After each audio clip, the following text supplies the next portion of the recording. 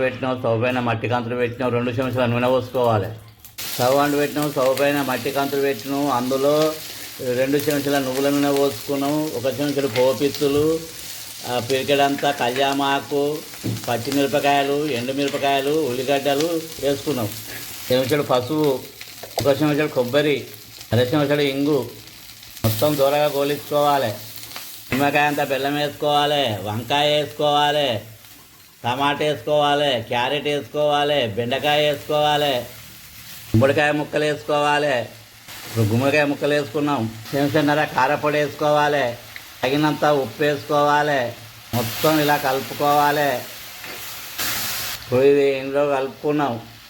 ఈ మనం మొట్టమొదలే పప్పు చింతపండు కలిపినది ఇందులో పోసుకోవాలి.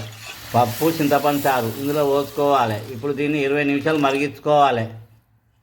గుమ్మడికాయ పప్పు చారు ఇలా మరుగుతున్నది. దీన్ని మధ్య మధ్యన ఒకసారి కలుపుకోవాలి. ఇలా బాగా మరుగుతుంది. ఇలా మరగాలి గుమ్మడికాయ, ఎందుకంటే బాగా ఎంత మరుగుతే అంత రుచి వస్తుంది. ఇది మట్టి కంచుల్లో చేసుకున్నాం కాబట్టి పప్పు చారు చాలా రుచిగా ఉంటుంది. ఈ గుమ్మడికాయ పప్పు చారు.